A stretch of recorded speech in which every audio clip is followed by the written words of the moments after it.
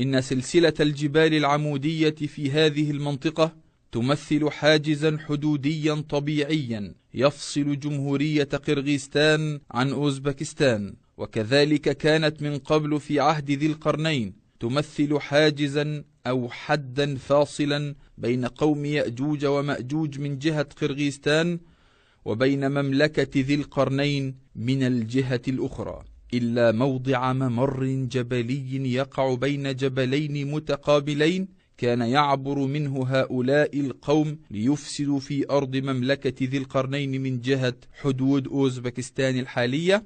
وقد أقام ذو القرنين هذا الممر الجبلي بالحديد وجعله شبه قائم عموديا كباقي الحواجز الجبلية الطبيعية المتصلة به في هذه الحدود، وبذلك قطع عليهم الطريق.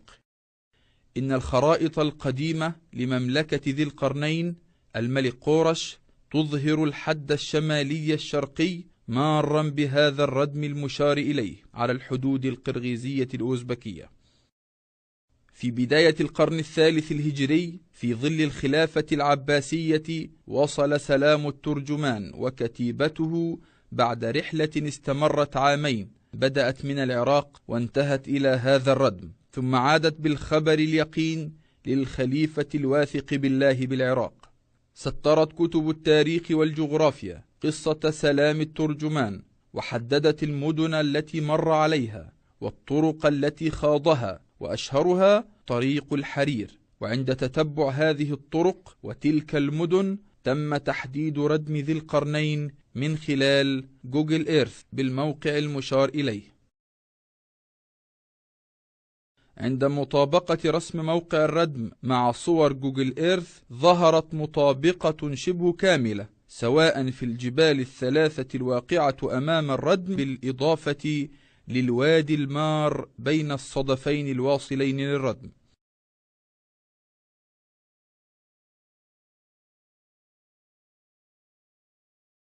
نحن الآن نتحرك لردم ذي القرنين عبر جبال قرغيزستان الوعرة، والتي يصل ارتفاعها في بعض المناطق ل5000 متر فوق سطح البحر. أغلبها طرق غير ممهدة يتخللها مشاهد الرعي والرعاة والطبيعة الخلابة. تقع قرغيزستان بجوار الصين على حدود مشتركة قريبة من منغوليا وسيبيريا، وهي أحد دول الاتحاد السوفيتي قديما.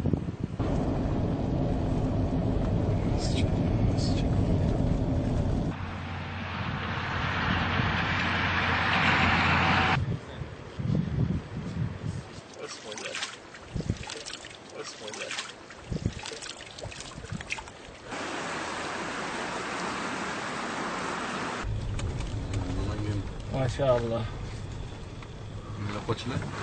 انتظر يا نجم الدين حتى لا تزعجهم.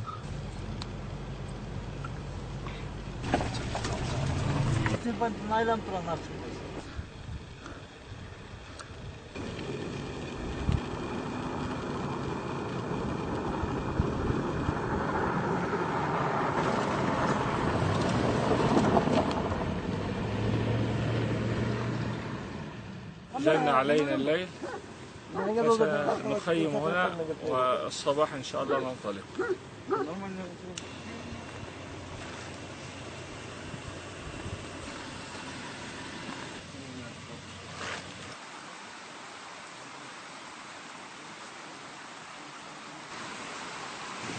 نتعشى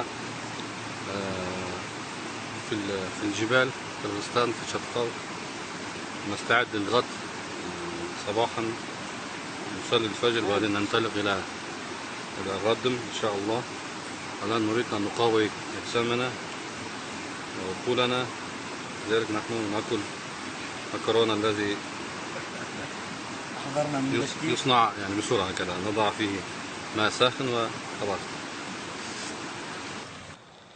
أشرق الصباح وتنفس كعادته، وبدأت حياة الرعي والسعي والكل يبحث عن رزقه.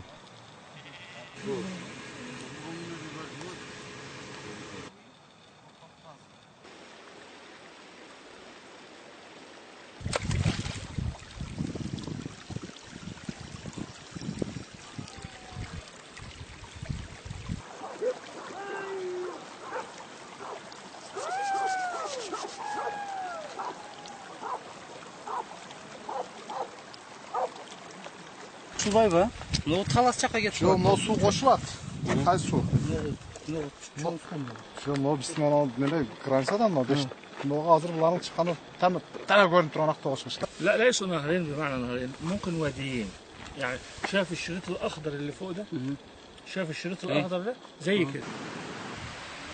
إن وعورة الأرض تجعل من اللازم الاستعانة بركوب الخيل حتى نصل لردم ذي القرنين، والآن نبدأ الاستعداد للتحرك.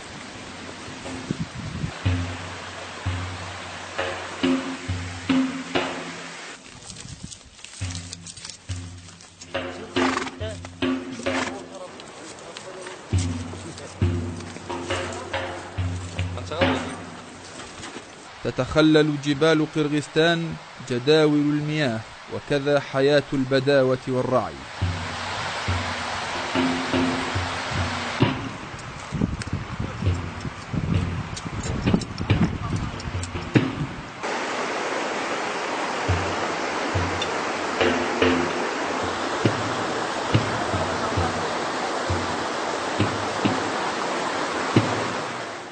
قرغيزستان إحدى بلاد يأجوج ومأجوج في عهد ذي القرنين في القرن السادس قبل الميلاد، حيث لم يكن قد سكنت بعد من قبل الشعب القرغيزي، فقد كانت امتدادا جغرافيا لأرض منغوليا.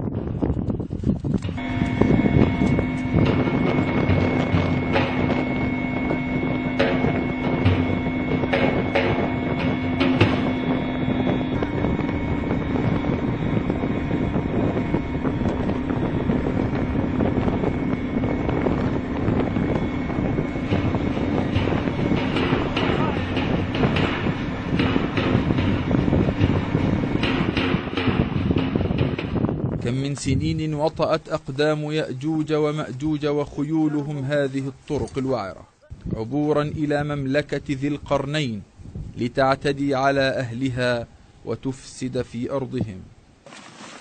مع قرب الوصول إلى ردم ذي القرنين تبدأ مرحلة أخرى يتجهز فيها المتسلقون لحمل ما يحتاجونه فوق ظهورهم.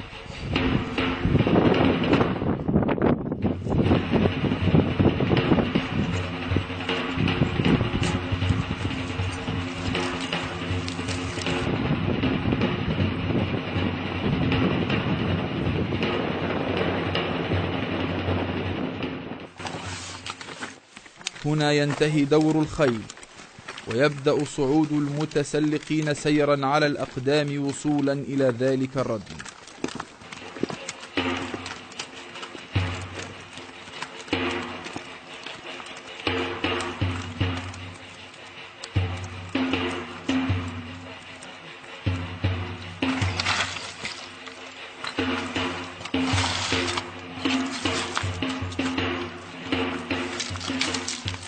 كان هنا بركان، انفجار البركان، ورأينا في الوادي هناك بعض الآثار اللافا على الحجر، وغريب أن بعض الحجر ليس عليها لافا وبعضها عليها. هذا يفهم أنه اللافا كان يسقط قطاعات مختلفة يعني. هذا الذي في الجبل ردم، خلف الردم يوجد هذا الحجر عليها آثار الحريق.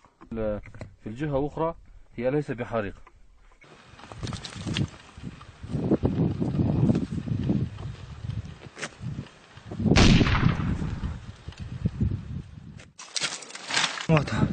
Öyle dik çıkar, öyle.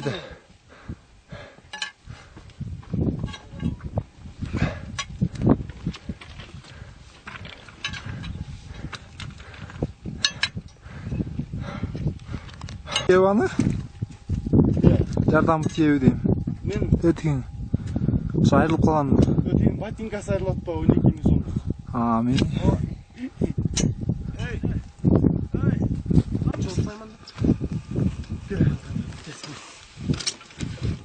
Mıldan balılar. Dün fazla bir rakam var mı? Kanarı çok. Kanarı var mı? Bak. Şimdi bu sen şu kulağımız için. Şöyle şöyle. Hadi mondan ne çölü? Çıkacaksın. Çık. Sırttan açma. Yok içir.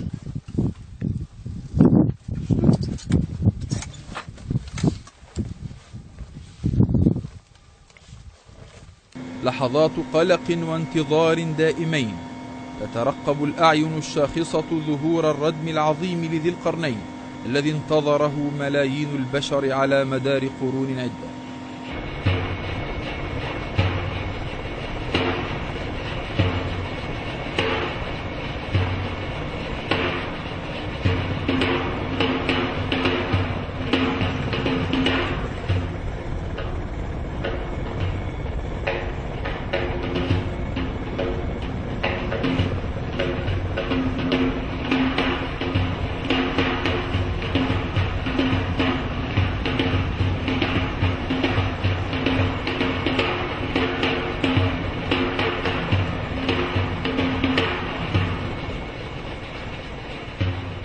نلاحظ أن الجليد يغطي الردم باستواء شبه عمودي مسطح نظرا لاستواء الحديد وتسطحه أسفل منه، وقد ظهر وسط وعورة الجبال أنه بالفعل من صنع البشر.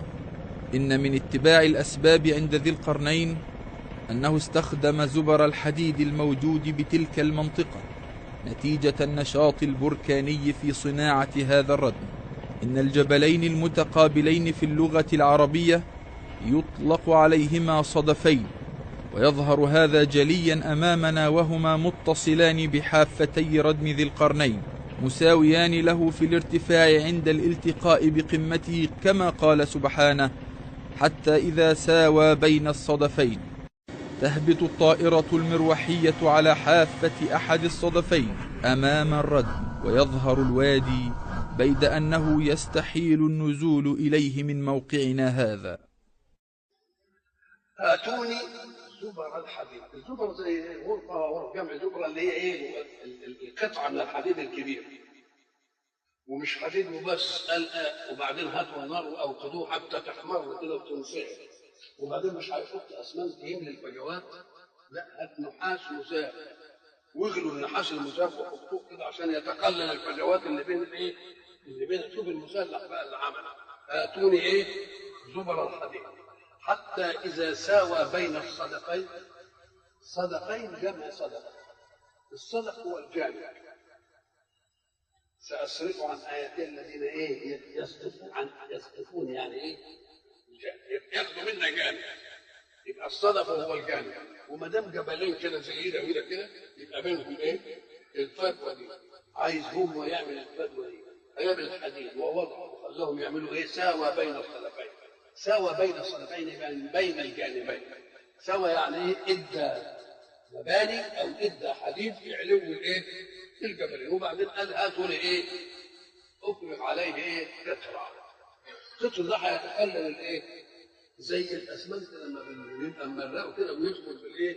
بين الحديد وبين الايه؟ وبين الزلط. آتوني افرغ عليه ايه؟ قطر. آتوني زبر الحديد حتى إذا ساوى بين الصدفين أي الجانبين تساويا قال انفقوا. انتوا تنفقوا. جابوا الكير وقعدوا ينفقوا خلاص حتى إذا جعله نارا التهب الحديد كده قال آتوني أفرغ عليه ايه؟ قطرة نحاس مساف. وبعدين يدق شوف بقى فوق حديد والحديد انصهر وبعدين صب عليه ايه؟ نحاس ايه؟ مساف. يطلع أول ساوى بين الصدفين أدي علوم، والعملية اللي عملها من المدد يطلع أملس وناعم. ما دام علوم يبقى ما يستطيعش رسوم المعادون إنهم إيه؟ يظهروه ويجوا على ظهره يعلوه. وما دام بالشكل ده الإمكان اللي ماسك ده ما يقدروش يشعلقوا فيه ويزحلق. نحن على قمة الجبل الذي فيه الردم. بدا الردم وقد غطاه الجليد صيفا وشتاء، يعود ذلك إلى الحديد الذي يحتفظ بالبرودة والجليد طوال العام أكثر من الأحجار، وذلك على مدار 2600 عام.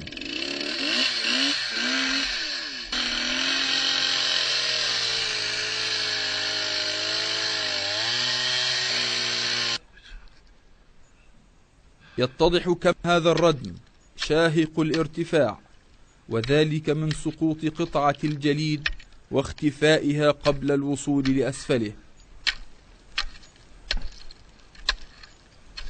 إن حديث يأجوج ومأجوج يحفرون الردم حديث ضعيف سندا ومخالف للقرآن الكريم متنا، لقوله تعالى: وما استطاعوا له نقبا.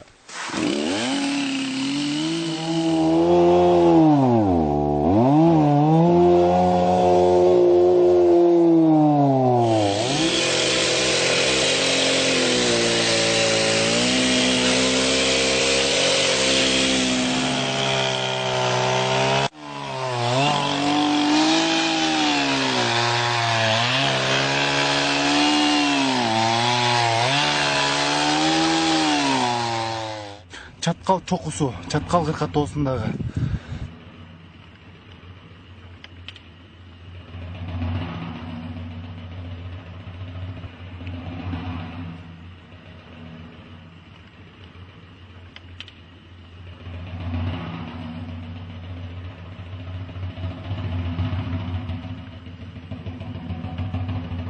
Все, давай! 2 metre 10 santimetre oldu. Erkek. Hemen ver tribordu. Tribordu ver.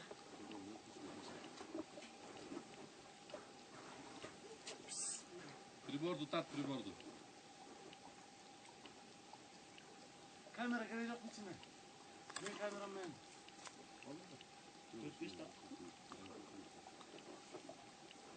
Aldım ben tek şey.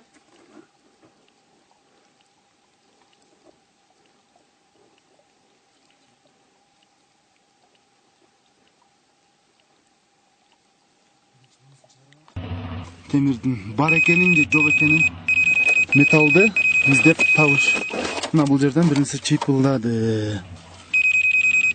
Мына бұл жерде бір нәрсе жатады. Бұл мөңгінің қалыңдығы болжол менен. من يسقط أسفل هذا الردم سيكون مصيره مثل هذا المجسم. قال هذا ايه؟ رحمة من ربي. رحمة، يبقى أسند النعمة إلى المنعم الإيه؟ الأعلى. قال هذا رحمة من ربي، لكن أنا عملت حاجة بس للدنيا، حاجة للدنيا، لكن إذا جاء وعد ربي في الآخرة يعملوا إيه؟ يبقى ذكر أمان. نعم.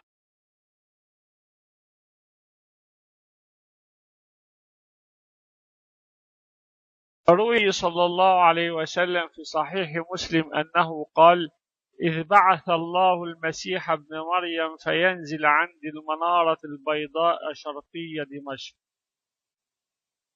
ثم قال رسول الله صلى الله عليه وسلم: إذ أوحى الله إلى عيسى ابن مريم أني قد أخرجت عبادا لي لا يدان لأحد بقتالهم، فحرز عبادي إلى الطور. ويبعث الله يأجوج ومأجوج وهم من كل حدب ينسلون. حتى إذا فتحت يأجوج ومأجوج وهم من كل حدب ينسلون، يعني يسعون بعاد شر بقى وعايزين يحطموا الدنيا واقترب الوعد الحق. كونهم يجوا من كل حدب ينسلون ويقوموا أهل الفساد على أهل الخير مش هيطول. ليه؟ لأن الله يقول زي ما يقول اقتربت الساعة، يعني يا غافل تنبه إن ساعة الحساب قربت. فيمر أوائلهم على بحيرة طبرية فيشربون ما فيها، ويمر آخرهم فيقولون لقد كان بهذه مرة ماء.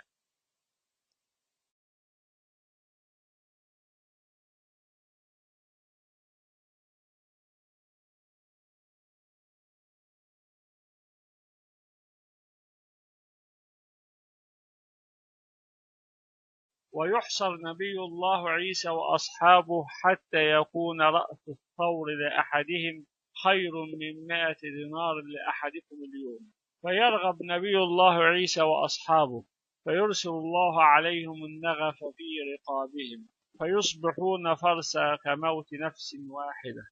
يسعدني ويشرفني أن كنت في صحبتكم أثناء عرض هذه السلسلة المباركة، وأوجه جميع الباحثين بالتقدم إلى هذه القناة لعرض أبحاثهم، لعل الله أن يجعل فيها خيرا كثيرا. وختاما لكم مني طارق إسماعيل وجميع فريق العمل خالص التحيات والشكر على طيب المتابعة، ونخص كل من ضرب معنا بسهم في نشر هذه السلسلة الوثائقية المباركة، وما تنساش تنشر الحلقات وتنشر الروابط. والسلام عليكم ورحمة الله وبركاته. الله. كلوا مكرونة وتصحوا. دعاية المكرونة.